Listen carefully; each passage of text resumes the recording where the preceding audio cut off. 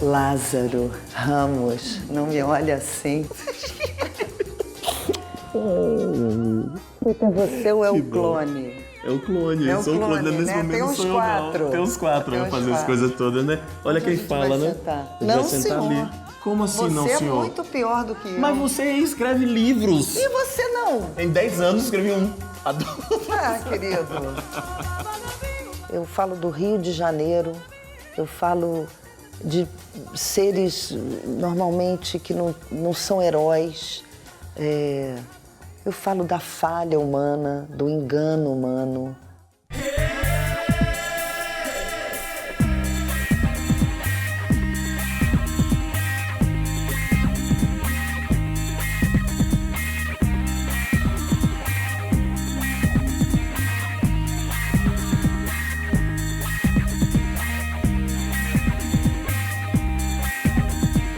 O espelho está no ar.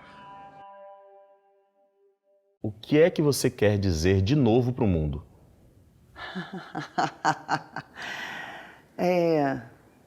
Eu não sei se eu tenho algo de novo a dizer para o mundo. Eu acho que o que eu tenho a dizer é um testemunho da minha época e do que eu vivi. E o que eu tenho é um viés existencial, mais do que identitário. E isso acho que é uma coisa que eu herdei dos meus pais, que sempre fizeram um teatro existencial. Então, eu acho que, eu não sei se isso é novo, acho que não é novo. Acho que eu não tenho nada de novo, mas o que eu tenho a dar é um certo testemunho histórico de alguém que passou pelo mundo nessa época. Ah, tá vendo? Que beleza. Tá vendo? Bonito, bonito isso, de verdade. É porque eu realmente não tenho. Mas a pergunta é bem capciosa, né? Que pode ser de novo. Ah, então eu tenho muito de novo a dizer. A gente está fazendo isso porque essa é uma temporada um pouco assim, que ano passado eu acho que a temporada inteira é uma temporada que busca diagnósticos. Aí eu disse, mas não queria ficar nesse lugar não, eu queria tentar achar alternativas. O que é que a gente vai dizer para esse momento do país que a gente vive? Quais são as novas angústias? Quais são os novos caminhos? Eu estou um pouco chocada. Por um lado bom e um lado ruim. Tudo tem dois lados. Por exemplo, eu acabei o teu livro chocada com a minha cegueira. Chocada. Mas como assim, Nanda? Você mandou um e-mail muito bonito para mim. Mas é porque eu fiquei impactada. Aquela hora você em Búzios, quando você olha para os seus amigos, num momento de incrível felicidade sua. E naquele momento te vem a consciência de que não é igual para você do que é para eles. De que existe algo diferente da sua experiência, que mesmo vocês sendo amigos de igual para igual, tem algo que os separa. Eu fiquei muito impressionada com aquilo, com o que você vive, e eu nunca achei que você vivesse isso. Então isso, por exemplo, é um choque bom que eu ando tendo de acordar para coisas que eu era talvez indiferente porque não achava que era dessa maneira. Então isso eu acho que é um bom acordar. Pô, mas posso te dizer, você aqui na Glória e seu Cortejo de Horrores fez a mesma coisa comigo. Por quê? Porque de uma maneira, sem falar de identidade... Perfeito. Eu me enxerguei tanto aqui, as minhas angústias, me coloquei no lugar dele. Eu fiquei tão desesperado, Nanda, que eu comecei a pegar táxi para ler o livro. Eu preciso te falar isso. Para ter 1 hora... Tipo que aí série, que você fica no carro rodando. Mas teve um impacto muito grande. Talvez pela profissão, naturalmente. Naturalmente. Mas por algumas descrições de momentos que a gente se ilude com algumas coisas e a gente acredita piamente como se aquilo nos descrevesse tão bem. Tudo é aquilo. Daqui a pouco você diz, não é bem assim. Ele é bem isso, o livro. Ele veio inteiro? Como é que foi? Sobre o que é que você está falando aqui, Nanda? Vai. Eu acho que eu estou falando sobre a história do Brasil nas últimas 4 décadas, vista pela experiência de um ator. E um ator é um ser muito volúvel. A profissão do ator ela não tem segurança. Você está muito sujeito às transformações climáticas do país, da política, da economia. Então, eu fui vendo que, através dessa experiência desse ator, eu contava um pouco o país, mas ele nasceu, na verdade, da vontade de entender por que o teatro era como era quando eu comecei e o que aconteceu com o teatro, o que aconteceu com o cinema, por que hoje a gente é acusado de mamar nas tetas, em que momento houve essa transformação. Isso era o que eu queria através de um ator. Eu acho que houve uma virada no terceiro milênio. Houve o advento da internet, onde todo mundo, isso foi bom, passou a ter voz. E, por outro lado, isso foi ruim, porque é um veículo de ódio, né? Então, também as vozes se tornaram acirradas e combativas, e parece que não há o caminho do meio, né? Uhum. E eu acho que houve um elogio à tecnologia, à economia, todo o humanismo do qual o teatro faz parte, parece que ele ficou no século XX. Uma hora a gente se transformou, acho, numa sociedade estatística, onde tudo se explicava pela estatística e pela ciência, a tecnologia. A revolução tecnológica destruiu o castelo produtivo do qual nós fazíamos parte, a indústria fonográfica ruiu, a televisão ruiu, o cinema, tudo está passando por uma revolução tecnológica. E eu acho que a gente entrou no mundo como se a tecnologia, a economia e os números fossem nos dar todas as respostas. A questão da celebridade ficou na frente, eu acho, da reflexão artística, né? Mas eu acho que atualmente a gente está passando, vai demorar, mas eu acho que a ética, a moral, a estética vão ser chamadas para o palco, assim, porque eu acho que a tecnologia, a estatística não dará conta de tudo, eu acho. Sou apaixonado por tudo que você escreve. Acho seus livros... Me beija. Agora. Não, acho 2 obras-primas. Você escolhe vozes masculinas para... eu tô no lugar do falo. Por que eu não isso? tô no lugar Explica da isso. fala. Porque... Não sei, Lázaro. Como vem não sei, assim. Nanda? Vem eu assim? acho que afasta de mim. Afaste de mim esse cálice. Eu acho que é porque é mais fácil... Quanto mais esse sendo ator, pareceria sempre que eu estava falando de mim. Sim. Isso me incomodava. Mas não é uma escolha. Não Quando vê, já foi, já é homem. Aí eu vou fazer aquela pergunta técnica. Quando você começa a escrever um livro, já vem o começo, meio, fim? Ou você vai escrevendo livremente? Você não manda. Eu agora fui adaptar o fim para série, né? Para uma minissérie. Aí falava, não, tem que fazer a escaleta. Eu fingi que eu fiz uma escaleta, né? A Maria Camargo falou, você vai para casa e você separa os principais acontecimentos e o que cada personagem... Claro, aí eu fui para casa, mas eu recortei tirinhas em cores diferentes, passado, presente, cada personagem. Eu fiz um labirinto, quando ela olhou, ela disse assim... Olha, é incompreensível, mas se te serve, tudo bem. Eu não consigo achar que eu sei o que vai acontecer com o cara, porque ele que vai me dizer. Se bem que nesse... O fim eu tinha um curso, né, para manter a minha bússola, que era as 5 mortes. Uhum. Então isso me balizava o livro e depois o que aconteceu com quem estava em volta... como um sanduíche no recheio. Então, isso me balizou. Esse, eu achava que ele tinha que acabar onde ele acaba. Não fala. Pois é, mas eu não achava... Talvez aquilo não fosse crível. E talvez aquilo não fosse possível. Então, esse eu fui tentando, mas sem saber como é que eu ia chegar lá. Eu não sabia nem o que ele faria para chegar onde eu achava que ele tinha que chegar. E aí foi. Mas você fala isso, me faz pensar que o seu fluxo criativo, pelo menos a sensação que eu tenho, ele é interminável. Você é assim falando, você escreve coluna toda semana, você parece sempre ter assunto. Aliás, você é uma pessoa que conversa o tempo todo, Nanda.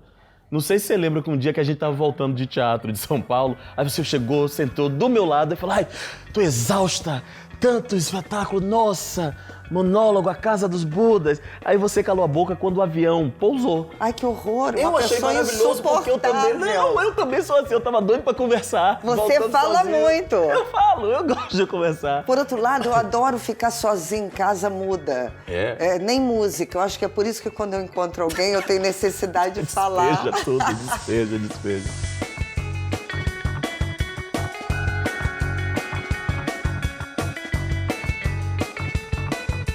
Mamãe dá muito conselho? Eu converso com a minha mãe todo dia. Minha mãe, se eu falo muito, ela fala muito mais. E a gente tem muito assunto, porque a gente virou colega, né? Mas, por exemplo, o livro ela leu impresso. Ela nem quis ler antes.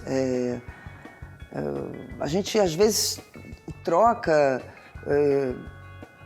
mas conselho, ela me dava mais conselho. Hoje até eu dou conselho.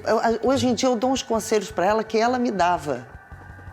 Outro dia a mamãe estava ansiosa com muita coisa, e eu olhei no telefone e falei para ela, não sofra por antecipação, que era uma frase que ela sempre me falou. Diz, eu vou te falar tudo o que você já me disse na vida. Ela parou e disse, tem razão, minha filha. Então, engraçado, hoje em dia eu ando dando os conselhos da minha mãe para ela. Eu quero um samba pra me aquecer, quero algo pra beber.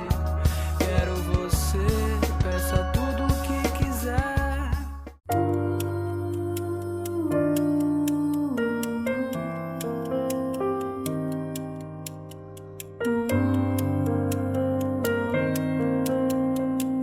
Zumbi assombra quem? Alain da Rosa. Candê traz uma pergunta assustada, pronta para vazar do céu da boca onde se agarrou. Sabe qual é o nome do morto-vivo, tio? É zumbi. A ansiedade pula-pula e nos dentes do menino a resposta já mastiga a pergunta. Mas tio Prabim, cuidando dos panos dos pés, diz que zumbi que conhecera o rei do quilombo dos Palmares. Essas dúvidas fervilham na cabeça do menino Candé. Pelos seus olhos, vamos conhecer um pouco mais dessa história. Zumbi assombra quem? Doido isso, né? Tão engraçado, gente. Vamos do início de novo? Queria uma água, tão engraçado, nossa. Quero. Parece que eu tô mentindo pra você. Quando caminho pela rua lado a lado com você, me deixas louca. E quando escuto o som alegre do teu riso que me dá tanta alegria, me deixas louca. Nanda, você tinha algum desejo, você tinha alguma linha de trabalho que você queria seguir lá no princípio? Não, eu só queria vingar de alguma maneira. Só queria arrumar um emprego que alguém quisesse trabalhar comigo. No princípio, eu fiz tablado, adorei fazer, não fui fazer faculdade. Uma hora eu falei, eu vou trabalhar. E não pintou nada durante 6 meses. E o tablado eu tinha uns grupos, mas como eu fui fazer cinema, eu virei uma franca atiradora. E a minha geração foi fazer Manhas e Manias, o Despertar, o grupo do Despertar. E eu não. Eu virei uma globetrotter, assim, que fazia... Aí eu fiz o Inocência, o Marvada foi meu cinema de grupo. E era um personagem com humor. Aí o Jabor fez o Indecência. Aí aprendi a fazer teatro mesmo, que eu não fazia desde o tablado. Aí fui fazer o Gerald. Aí eu voltei e, enfim, fui fazer os 5 vezes. Aí fui para os normais, a vida... fiz o Terra Estrangeira, que foi um filme super importante para mim. E aí eu fui indo. Mas você fala muito aqui de linhas, de métodos de trabalho, de preparação de ator. Você tem algum caminho? Por exemplo, quando eu fiz comédia com você. Chega, instala, pau, o texto ali, bendito, qualidade. Drama, você acessa alguma coisa? O que é que você faz? Ai, o que for, né? Eu acho que o que eu aprendi com a idade é a não ter expectativa. Isso é coisa que eu acho que um ator experiente aprende. Quando você é novo, você quer arrebentar, né? E aquilo vai te travando. Então eu aprendi com a idade e com a experiência a ir pelas beiradas e ir chegando. Então, seja o drama, seja a comédia, eu acho que esse é o meu método. Aí controlar o ego e a expectativa. E gosto, eu não tenho, você tem um método? Eu não tenho um método. Eu me encaixo em, acho que todos os que eu trabalhei eu me senti bem, mas tem um que eu mais gosto. Que é? Eu gosto do que era o começo lá no bando. Que é o quê? Improvisar. Ser um pouco autor, que é um problema várias vezes, porque eu fico tentando sempre, às vezes antes de ler o texto eu já tenho opinião, entendeu? Tô errado. Tô errado, tem que ler primeiro. Eu acho tenho que às consciência vezes, disso. às vezes... Mas engraçado, essa questão da autoria do ator, o ator tem muita autoria. E ele não precisa mudar o texto para ter autoria. A autoria está no fato de que aquilo passa a te pertencer. Marina, só se morre uma vez na vida. Nós temos que usar a cena. Eu sei, é uma cena maravilhosa. Não, tem que ser a cena final do filme. É a cena logo depois que a Selene morre. Só ela morreu, o Fabrício não. Nós filmamos o Fabrício no cemitério, levando flores pro túmulo dela. Ele se emociona, começa a chorar, começa a lembrar dela. Entra a trilha sonora, A música, as imagens do banho e créditos finais. Ai, vai ficar maravilhoso. Vai ficar maravilhoso. Prêmios. Nós vamos ganhar prêmios. Eu confio muito na primeira intuição da leitura. Se eu sinto que faltou uma cena ou que um personagem está falando algo que não falaria naquela... Isso eu confio. Sim. Mas eu não tenho esse problema de achar que eu tenho que melhorar ou piorar. Eu sou bastante humilde com relação ao que me dão. Mas o processo de improvisação, que eu também cresci, o primeiro... O que aconteceu comigo é que eu cresci no teatro do improviso pós-Asdrubal. E depois é que eu fui aprender a lidar com o texto. Então eu tenho muito respeito hoje pelo texto, por o trabalho que eu tive com o Tchekhov na Gaivota, que nem era um grande espetáculo, mas o processo de introjetar aquele texto e depois nos Budas foi muito importante para mim. Agora, o improviso serviu muito para escrever. Para escrever? Uhum. O processo de estar dentro de um personagem e deixar que ele fale. Isso para escrever, nossa, serviu muito. Batata. Não tenho culpa se não tem cura o que me cabe. Não tenho medo, o desejo ao meio me parte. Tem algum assunto hoje que você não gosta de falar, não quer falar, te traz desconforto? Poxa, eu trairia ele aqui? Sim, mas... Olha, atualmente, todos os temas são custosos de debater, né? Concorda? Melhor você pensar 20 vezes antes de abrir a boca. Concorda? Então, todo tema atualmente está custoso de debater. Eu comecei a escrever para jornal há uns 10 anos. Eu escrevia numa alegria. 7 anos depois, eu comecei a escrever com medo. Eu revendo 20 vezes o que eu estava dizendo, a quem eu iria ofender se eu dissesse aquilo. Então as pessoas estão com o nervo muito à flor da pele, eu entendo. E o Brasil está passando uma hora com muita raiva de si mesmo. Então, o Brasil está se odiando. Então, é claro que ele está odiando a própria cultura. Essa é a crise? Não, a crise é geral, né? Lázaro, a crise é uma crise imensa, uma crise que um dinheiro absurdo e uma má administração dos investimentos vão para se manter uma política eleitoral, para se manter uma eleição. Isso foi um choque muito grande. Então a gente está vivendo a terra de ninguém.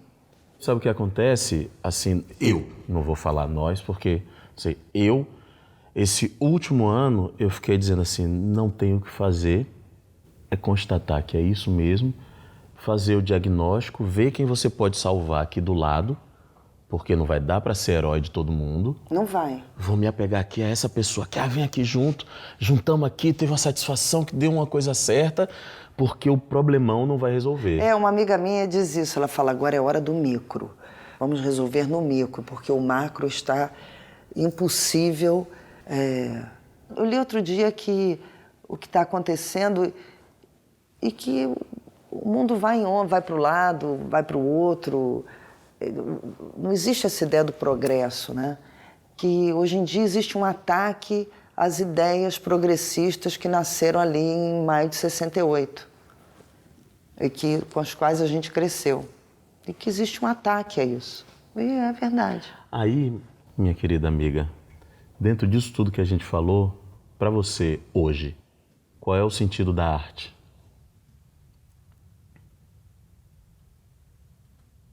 Lázaro, a arte pode tanto entreter e ter sentido nisso, quanto conscientizar. Eu acho que a arte tenha um sentido. Eu, quando escrevo, o sentido que me guia é o sentido existencial de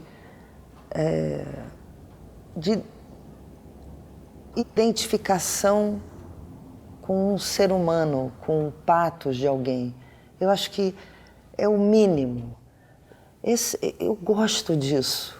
Eu adoro personagens falhos, pequenos, mas que, pelo fato de terem vivido, têm grandeza. O fim é isso, esse é isso. E como a ideia do fim também me é cara. A mudança das coisas, a desilusão das coisas. Mas Nuno Ramos, ele deu uma entrevista em que ele disse, porque as artes plásticas estavam incólumes, né? As artes plásticas, elas estavam surfando, estavam assim, vivendo uma explosão, reconhecidas lá fora. Então, todos esses problemas, Lei Rouanet, o problema da bilheteria, do anunciante que está indo embora da televisão, da internet, que tudo é de graça e não paga uma redação de jornal. Lá estavam as artes plásticas e, de repente, ela foi chamada, talvez porque estivesse tão livre, para o olho do furacão, né? Com o Queer Museum, com a questão do que é arte, o cara que ralou Nossa Senhora no ralador. Aí, o cara que escreveu vagina na hóstia. Aí, falaram, olha, não dá. Aí as artes plásticas estavam surfando, meus amigos todos estavam numa alegria, todos os outros deprimidos, eles todos foram chamados. E o Nuno falou uma coisa ótima nessa entrevista. Ele disse assim, agora é que tá bom. Agora é que a arte tem que dizer a que veio. Porque você, enquanto você está lá, lidando, mas agora é que há confronto. Achei ótimo, sabe? Como é que nós vamos responder e solucionar isso? É ralando mais Nossa Senhora? Ou... sabe? Ou é abraçando Nossa Senhora? Ou... Que destino daremos a isso, entendeu? E as artes plásticas estavam lá longe, não estavam com esse problema. Então, eu não sei qual é. O homem que rala Nossa Senhora, você fala assim, ai meu Deus, mas agora... Ele foi ralar Nossa Senhora logo agora, meu Deus. E é lento, né? Ele rala devagar. Até semana que vem. Olha aí os bem-te-vis do Canal Brasil em seu habitat natural. Peraí, o narrador chamou a gente de bem-te-vi? Tô ligado, é porque os humanos acham que o som que a gente faz é bem-te-vi. Isso não faz o menor sentido. Eles não sabem que o que a gente fala é... Imagina o dia que eles descobrirem que a gente tá o tempo todo falando